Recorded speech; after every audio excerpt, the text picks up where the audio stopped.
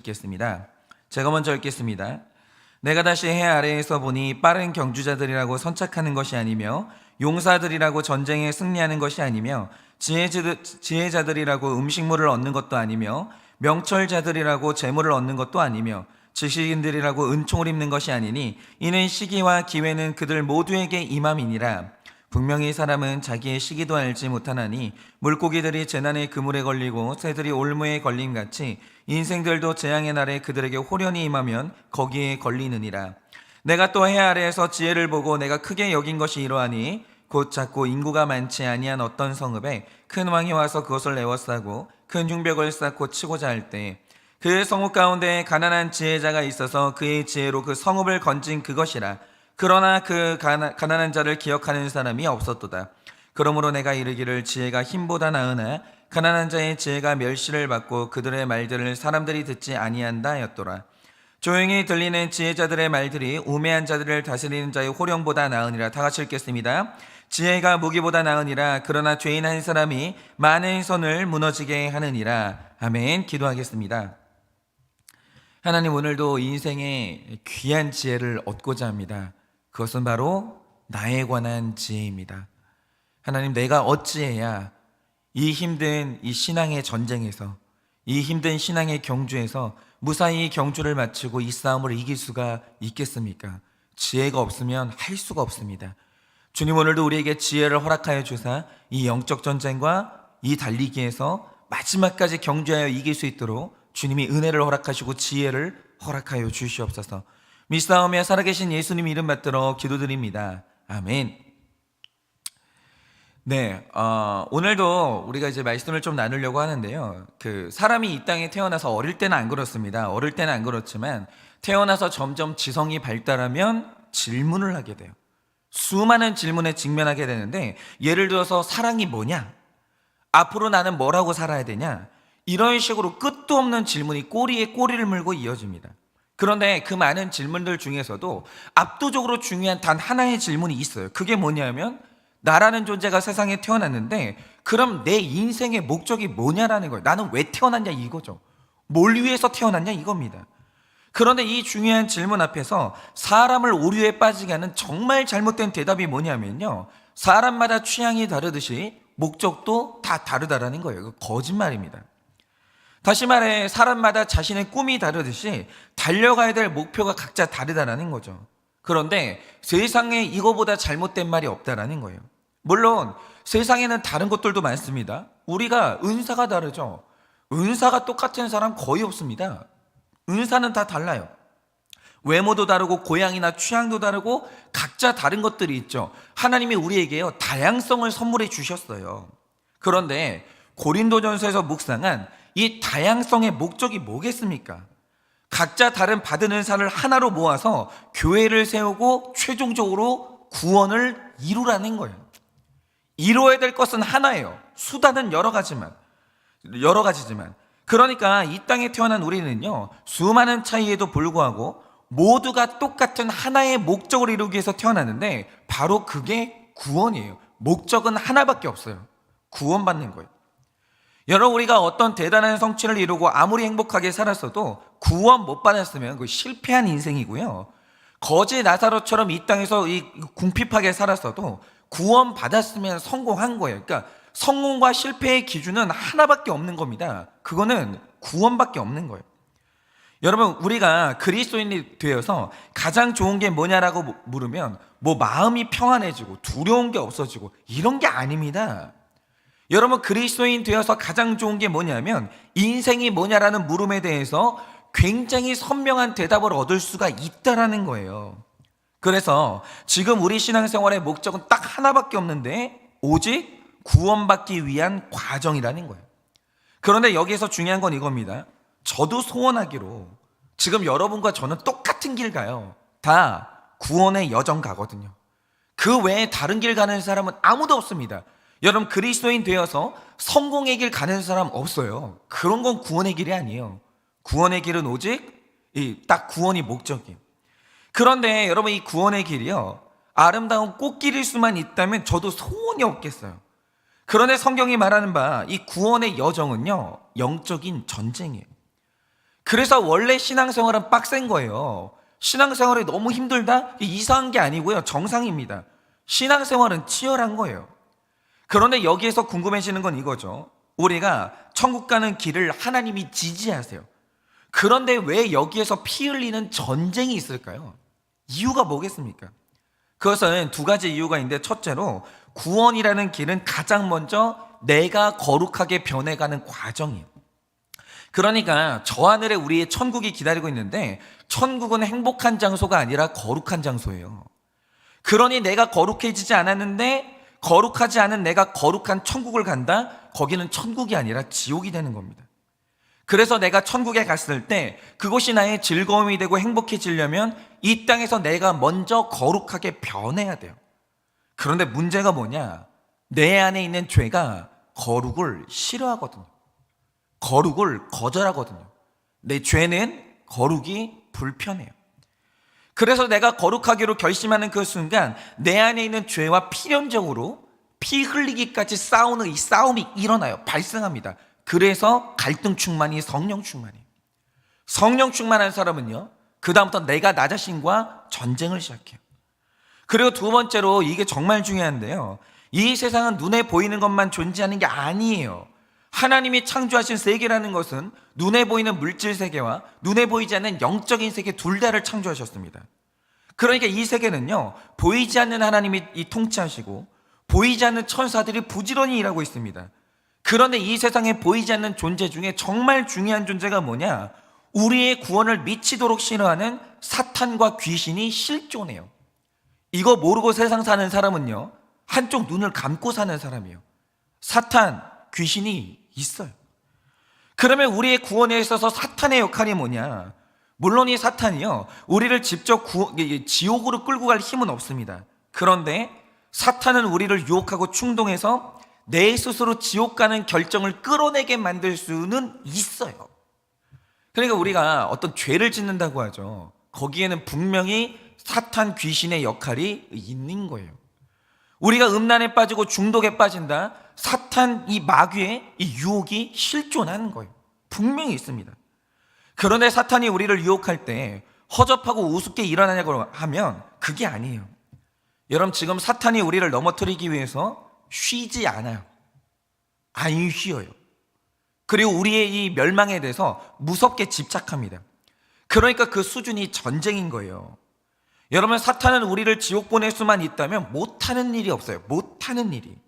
그래서 내가 가는 구원의 싸움이 영적 전쟁인 것을 아는 분들은 언제나 신앙생활 치열하게 하는 걸 당연하게 생각합니다. 예배를요, 치열하게 해요.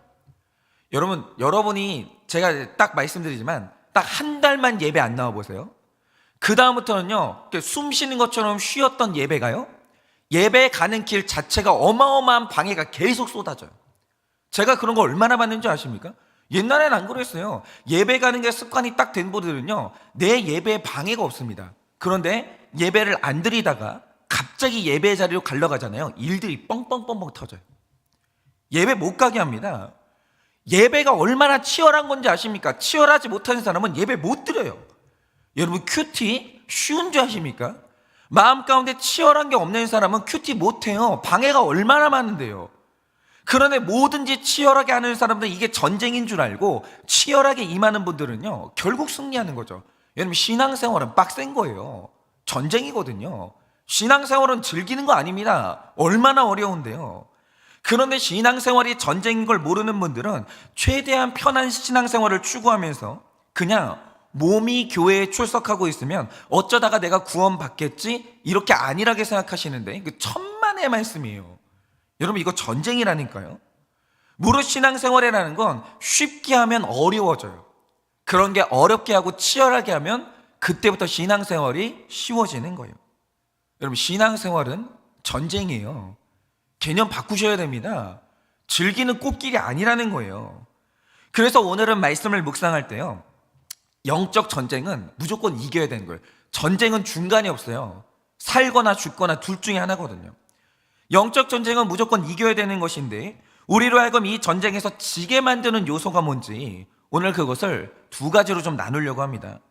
먼저 여러분이 11절 12절 말씀을 보시면 솔로몬이 인생을 가만히 지켜보다가 또 한 가지 일을 발견합니다. 그게 뭡니까? 여러분, 달리기를 할 때 달리기의 생리가 뭡니까? 빠르면 이기는 거예요. 달리기는요, 빠른 거 못 이겨요. 이게 상식인데 현실을 보니까 놀라운 반전이 일어나는 거예요. 그게 뭐냐? 어떤 사람이 굉장히 빠른 다리를 가졌는데 1등을 못해요. 그런 일이 일어나요. 그리고 싸움을 잘하는 용사가 나갔습니다. 그런데 어느 날 나보다 약한 상대한테 패배해요. 너무나 지혜로운 농부가 농사했습니다. 다 알아요, 농사에 대해서. 농사를 망칠 수가 없어요. 근데 그의 농사가 망해요. 너무나 명철한 사람이라 사업을 하면 떼돈을 벌 줄 알았는데 사업을 했는데 쫄딱 망해요. 이게 너무 신기한 거죠, 솔로몬은. 그래서 왜 이렇게 되는 건가 하고 가만히 살펴보니까 그가 발견한 게 뭐냐? 맞아요. 어떤 사람이 빠른 다리를 가졌고 싸움 잘하는 용사고 지혜롭고 명철합니다. 지식이 있어요. 그런데 분명히 좋은 자원을 가졌는데 시기와 기회를 잘못 만나면 아무 소용이 없다라는 거죠. 예를 들어서 어떤 사람이 천상의 목소리를 가졌어요. 근데 모두가 다 자고 있는 새벽 4시에 노래를 부르기 시작해요. 그 목소리는 소음이 되는 거예요. 시기와 기회를 잘못 만나면 자원이 아무 소용이 없는 거예요. 여러분, 어떤 사람이 다리가 정말 빠릅니다. 그런데 그 빠른 다리로 운동장이라는 판으로 들어가면 이기는 거예요. 그렇죠.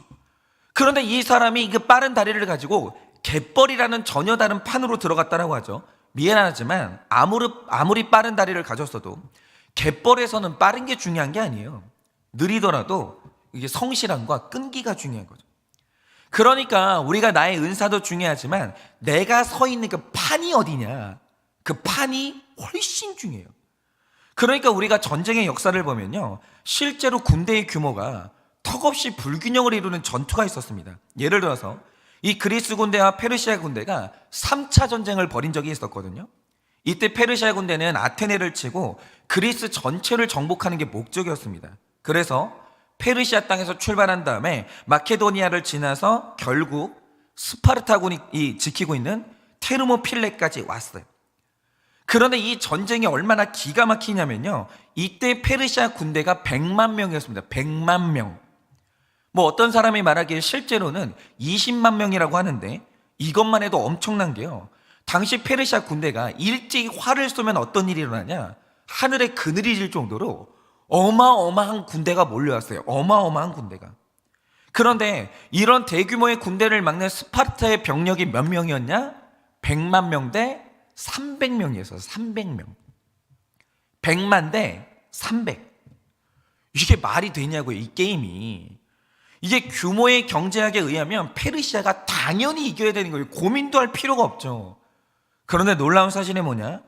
100만 명의 군대가 무려 3일 동안 300명을 이기지를 못해요. 대등하게 싸웁니다. 엄청 놀라운 일이 일어나죠.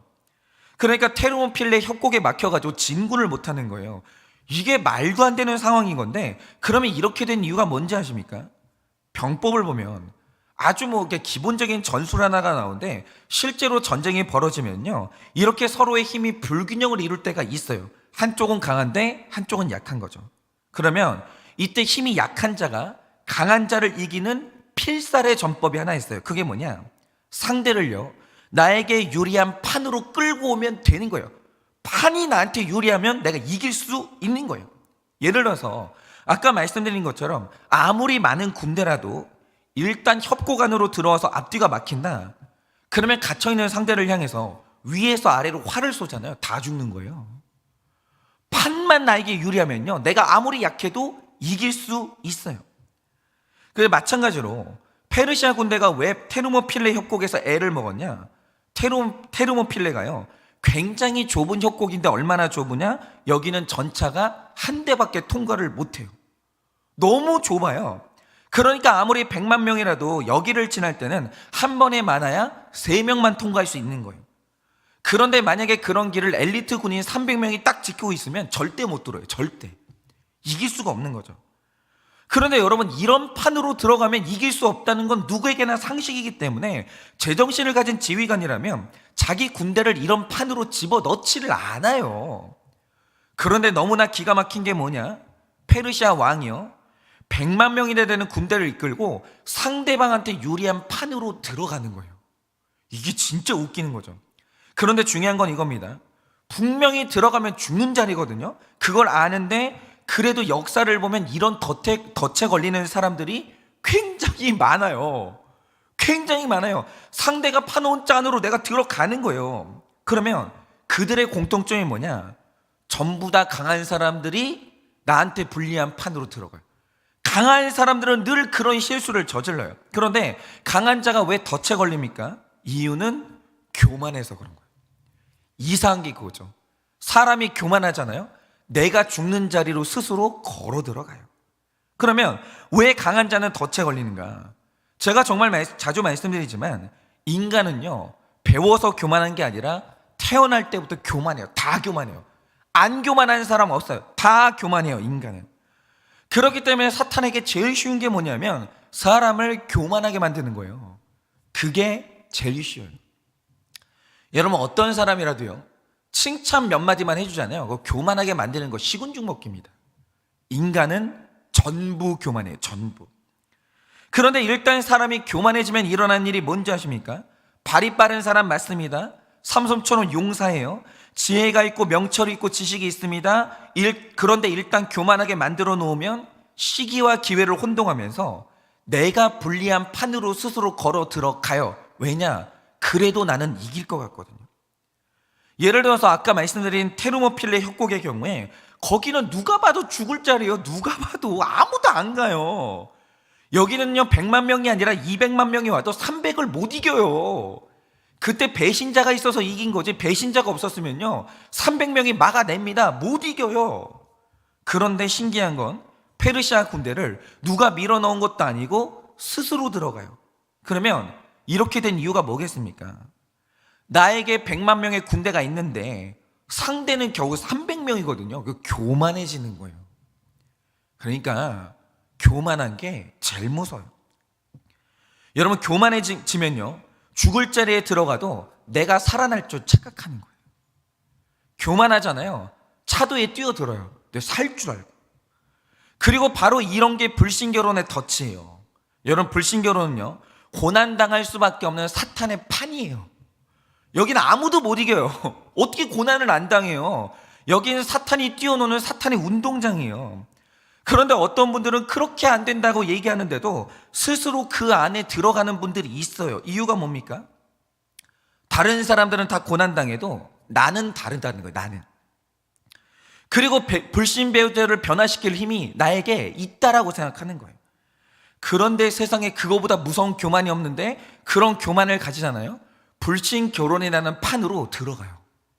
놀라운 일이죠. 그리고 더 중요한 게요. 그리스도인들은 구원의 길을 알려주는 말씀도 있고 그것을 붙드는 믿음도 있습니다. 그런데 영적 전쟁에서 질 수가 없는 조건이거든요. 상식적으로 보면 우리가 이길 수밖에 없어요. 그런데 목사님들 중에서 넘어지는 분들이 너무 많고 그리고 믿음에서 흘러떠내려가는 그런 오래 믿은 신앙이들이 너무 많아요. 그럼 이유가 뭐겠습니까? 그 사람이 아무리 대단한 직분을 가졌어도 영적 전쟁은요 혼자는 죽어도 못 이겨요. 혼자는 절대 안 돼요. 여러분 사탄은요 1대1로 상대하면 100% 져요. 100%. 여러분 혼자 나가는 싸움은요 그 사탄의 판이에요. 절대 못 이깁니다. 그런데 우리 중에는 내가 믿음이 좋다, 우리 집은 4대째 신앙이고 내가 신학을 공부했다 이러면서 누구한테 묻지도 않고 혼자 결정하고 혼자 싸우는 분들이 있어요. 혼자. 나 홀로 신앙인 분들이 있다는 거죠. 그런데 나 홀로 신앙은요 사탄이 무조건 이기는 판이에요. 공동체 없잖아요. 사탄이요 가지고 노는 장난감이에요. 이길 수 없어요. 공동체가 없는 사람은. 그런데 나 홀로 신앙이라는 그 죽는 자리로 들어가는 이유가 뭐겠습니까? 공동체를 무시하는 그 교만이 있는 거예요. 그러니까 그런 결정을 하는 겁니다. 여러분 사람이 아무리 지혜로워도요 묻지 않고 혼자 결정하면 12절 말씀처럼 호련히 그물에 걸려요. 호련히. 여러분 혼자는요 아무것도 못해요. 그런데 묻지 않는 이유가 뭐겠습니까? 교만하니까 그런 거예요. 너무너무 교만한 거예요. 교만한 사람은 공동체도 없고 묻지도 않으니까 시기와 기회를 분별하지 못해서 스스로 죽는 자리에 들어가는 거죠. 그래서 사람이 공동체도 없고 묻지도 않아서 뭔가를 결정했는데 고난을 당한다? 그럼 그냥 자기 삶의 결론이에요. 누구 탓이 아닙니다. 내 삶의 결론인 거예요.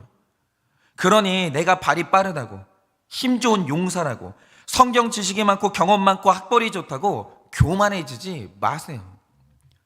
여러분, 교만해지고 있다라는 건요, 내가 죽을 자리로 들어가고 있다, 그 뜻이에요. 여러분, 그러므로 겸손해진다라는 건 뭐냐면 자세를 낮추는 게 아니에요. 물어보는 게 겸손이라고요. 공동체로 들어가는 게 겸손이에요. 그거보다 중요한 게 없는 겁니다. 여러분, 뭐 하나 할 때, 작은 거 하나 할 때도 물어보세요. 그게 진짜 겸손이에요. 여러분, 그래서 공동체에 묻는 게 하나님께 묻는 거기 때문에 여러분, 이렇게 겸손하기만 하면 재앙의 날을 피할 수가 있다라는 겁니다. 여러분, 오늘 다 겸손해져서 잘 묻고 그렇게 하나님의 뜻을 구하면서 걸어가시길 바라봅니다. 그리고 오늘 우리가 둘째로 나눠야 될 게 있는데요, 우리가 이제 임진왜란을 보면 늘 우리는 이순신 장군만 말하거든요. 그런데 절대로 이길 수 없는 일본 수군을 상대로 이순신 장군이 23전 23승을 했다, 뭐 이런 이야기만 합니다. 뭐 이건 팩트가 맞죠. 그런데 이순신 장군이 이길 때마다 싸운 게 맞고 그래서 조선을 지킨 게 맞습니다. 그런데 우리가 잊고 있는 사실이 하나 있어요. 아시듯이 이순신 장군이 선조의 명령을 거부하고 백의종군하고 있는 동안 원균이 삼도 수군 통제사가 됐고 그때 이제 7,000량 해전을 치릅니다. 그런데 임진왜란이 있는 동안 조선의 수군은 그때 딱 한 번 패배해요. 딱 한 번. 그러니까 다 이겼어요. 다. 수군은 진 적이 없어요. 수군은 언제나 이겼습니다. 그런데 7,000량 해전에서 딱 한 번 져요. 딱 한 번. 그러니까 늘 이기다가 딱 한 번 졌을 뿐이에요. 그런데 이게 얼마나 치명적인 결과를 불러온 줄 아십니까? 제가 얼마 전에 역사 강의를 들었는데 이런 내용이 있더라고요. 여러분, 임진왜란을 7년 전쟁이라고 하지만 실은 앞에서 1년 반 정도를 전쟁한 게 그게 임진왜란이에요. 앞에 1년 반을. 그리고 중간에 4년 동안 휴전을 하고 마지막 1년 반의 전쟁이 있었는데 이게 바로 정유재란이거든요. 그러니까 앞에 전쟁이 임진왜란이고 뒤에 전쟁이 정유재란이에요. 그런데 마지막 1년 반의 전쟁을 정유재란이라고 하는데 7,000량에서 원균이 딱 한 번 패배한 그 사건이 없었으면 정유재란이 없어요. 있을 수가 없죠. 딱 그 한 번의 패배가 없었으면. 그런데 이 정유재란이 왜 역사의 비극이냐? 여러분, 이 도요토미 히데요시가 임진왜란 초기에 조선을 공격하긴 했지만 그 땅의 백성들이 훗날 나한테 세금을 바쳐야 할 사람들이거든요. 그러니까 초기에는요, 전쟁을 해도 군인들하고 싸웠지 백성을 함부로 죽인 예가 없어요. 도요토미 히데요시가 그걸 막았다라는 거죠. 그런데 이 정책이 바뀌면서 히데요시가 앞으로 만나는 모든 조선인들을 다 죽여라 이렇게 명령을 하거든요. 그게 정유재란이에요. 정유재란 때는요, 난리가 납니다. 일본 군들이 사람 귀를 자르고 코를 자르는데 그게 정유재란 때예요. 임진왜란 때는 그러는 법이 없었습니다. 굉장히 많은 사람이 죽었어요. 그런데 이때 얼마나 많은 사람이 죽었냐? 흔히 임진왜란 때 300만에서 500만의 사람이 죽었다라고 하거든요. 그런데 그 중에서 200만 명이 정유재란 때 죽어요. 어마어마한 숫자가 그때 죽은 거예요. 그런데 이렇게 많은 사람이 죽은 이유가 뭐냐? 17절 18절 말씀처럼 지혜로운 이순신 장군이 임진왜란 내내 이겼어요. 그런데 원균이라는 죄인 한 명이 나타나고 딱 한 번 지거든요. 딱 한 번. 그런데 그 한 번 패배한 대가가 뭐냐? 200만 명이 정유재란 때 희생을 당해요. 딱 한 번 졌는데. 그러니까 여러분, 사탄이 우리를 지옥으로 끌고 갈 때 많은 죄를 원하는 게 아니에요. 딱 한 번에 결정적인 죄를 지으면 돼요. 한 번이면 충분한 거예요. 여러분, 인생 망하는데 한 번 실수면 충분해요. 여러분, 결정적인 한 번의 실수를 하잖아요. 인생이요, 무너져 내려요. 그런데 우리의 문제가 뭐냐? 예를 들어서 우리가 어떤 중독에 빠질 때요, 내가 중독으로 빠지겠다? 작심하고 빠지는 사람 아무도 없습니다. 여러분, 사람이 마약을 할 때, 성적인 죄를 지을 때, 담배를 처음 시작할 때 그 시작이 뭐냐? 딱 한 번만 한다. 딱 한 번, 나 경험만 하고 끝낸다. 이렇게 시작해요. 그러니까 사람이 죄에 넘어질 때 정말 큰 교만이 뭐냐? 나는 딱 한 번 경험하고 이 모든 것을 끝낼 수 있다라고 장담하는데 그 한 번이 모든 죄의 시작이에요. 그 한 번.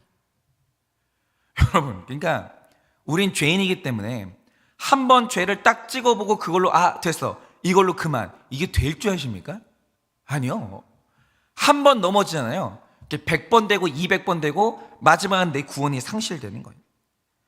그러니까 사탄이 우리를 완전히 넘어뜨릴 때 딱 한 번이면 충분한 거예요. 그러니까 오늘부터 우리 머릿속에는요, 죄 앞에서 딱 한 번만 이게 완전히 없어져야 되는 거예요. 왜 한 번을 우습게 여기세요? 아니, 왜 한 번을 우습게 여기시냐고요? 그게 교만이에요. 한 번은 전체예요. 여러분, 우리가 정말 겸손해야 되는 게요, 100% 죄인된 우리는 딱 한 번만 죄 짓고 못 끝냅니다. 이건 진리예요. 여러분, 한 가지는 만 가지고 하나를 보면 전체를 알 수가 있는 거예요. 그러니 혹시 지금 딱 하루만, 딱 한 번만 이러면서 죄를 한번 맛보겠다는 지금 유혹을 갖고 계신 분들이 있다라고 한다면 제가 말씀드립니다. 시작 자체를 하지 마세요. 그게 그렇게 쉽게 빠져나올 수 있는 게 아니라는 거예요. 여러분, 그 한 번의 시작도 하지 마세요. 여러분, 사탄의 가장 강력한 유혹은요, 딱 한 번이에요. 딱 한 번. 여러분, 중국 사람들이 마약은요, 용서를 안 하거든요. 마약은 그냥 사형이에요. 바로 집행을 합니다. 근데 중국 사람들이 왜 그렇게 마약을 싫어합니까? 이들이 아편을 한 번 했다가 100년 동안 나라가 국치를 당했어요. 나라가 짓밟혔어요. 100년 동안. 근데 100년 동안 그 어려움에서 빠져나오지 못한 이유가 뭐냐? 아편을 딱 한 번 했다가 전체 인구의 3분의 1이 아편에 중독돼요. 그거 어떻게 됩니까? 못 빠져나와요. 근데 딱 한 번 아편을 했다가 몇 년을 이 나라가 짓밟히냐? 100년을 짓밟혀요. 100년을. 그래서 중국은 지금도요, 이 마약이라고 하면요, 치를 떨어요. 한 번 하잖아요. 못 빠져나와요. 그러니까 여러분, 정말 이게 정말 중요한 겸손은 뭐냐? 그 한 번을 거절할 줄 아는 지혜. 그게 최고의 겸손이라는 거죠. 여러분, 사람이 아무리 지혜가 많아도요, 18절 말씀처럼 죄인 한 사람이 많은 선을 무너지게 하는 거예요. 쌓아 올렸다고 교만하지 마세요. 내가 신앙생활을 20년을 했는데 설마 무너지겠는가? 아니요. 한 번이면 20년 신앙생활이요, 와르르 무너져 내려요. 30년 신앙생활이요, 뭐 목사 한 수 받고 한 10년을 내가 이게 수련을 받았다. 죄송한데요, 한 번 실수면요, 교회 무너집니다. 우리 교회는 탄탄하다. 목사가 한 번 실수하잖아요. 교회 무너지는 거 순식간인 거예요. 그러니 여러분, 진짜 겸손은 뭐냐? 그 한 번을 두려워할 줄 알고 이 경계할 줄 아는 거예요. 그래서 여러분, 오늘 하루는 우리가 이제 영적 전쟁에서 승리할 수 있는 가장 중요한 무기가 뭐냐? 그게 바로 겸손이에요. 여러분, 나 혼자 할 수 있다고 장담하지 마세요. 내가 한 번만 죄를 맛보고 끊을 수 있다? 교만하지 마십시오.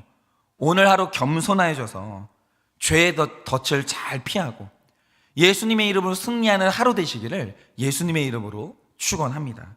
자, 기도하고 마치겠습니다. 기도하겠습니다. 하나님, 정말 사람이 교만하면 내가 죽을 자리로 스스로 걸어 들어갑니다. 그런데 오늘도 정말 우리가 죽을 수밖에 없는 사탄의 판이 어디입니까? 그것이 바로 나 홀로 신앙입니다. 하나님, 오늘도 그 누구에게도 묻지도 않고 공동체도 없이 혼자서 내 인생을 살 수 있다고 하나님 그렇게 착각하는 우리의 교우들이 있지는 않습니까? 주님, 지금 저 세상에 온라인 예배로 만족하면서 혼자 신앙생활하고 있는 많은 우리 성도님들이 있습니다. 하나님, 흔들어 깨워 주시옵소서. 절대로 혼자서 이 신앙생활을 이길 수가 없습니다. 나 혼자서 그냥 말씀 듣고 나 혼자 공동체도 없이 신앙생활하면서 이 전쟁을 이길 수는 없는 것입니다. 하나님, 지금 나 홀로 신앙생활하고 있는 분들, 공동체를 떠나 있는 분들은 내가 얼마나 위험한 상태인지, 내가 얼마나 교만한지 깨닫게 하여 주셔서 빨리 공동체로 돌아갈 수 있도록 주님이 은혜를 허락하여 주시옵소서. 그리고 지금도 교만하여져서 내가 딱 한 번만 죄의 맛을 보고 나는 끊을 수 있다, 그렇게 하나님이 생각하면서 죄 앞에서 머뭇거리는 성도님들이 있습니까? 주님, 겸손하게 하여 주시옵소서. 그래서 그 한 번이 얼마나 무서운지 깨닫게 해주셔서 시작도 하지 않을 수 있도록 주님께서 은혜를 허락하여 주시옵소서. 그래서 오늘 이렇게 겸손한 가운데 이 하루의 영적 전쟁을 이겨나갈 수 있도록 주님이 은혜를 허락하여 주시옵소서. 지금은 우리 주 예수 그리스도의 은혜와 하나님 아버지의 그 크신 사랑과 성령님의 위로하시고 교통하여 주시는 그 역사하심이 오늘 하루 겸손하여져서 공동체에 묻고 그 한 번을 경계하면서 오늘 하루를 살아가기를 원하는 우리 모든 성도님들의 머리 위에 지금으로부터 영원 뭉토록 함께 있을지어다. 아멘.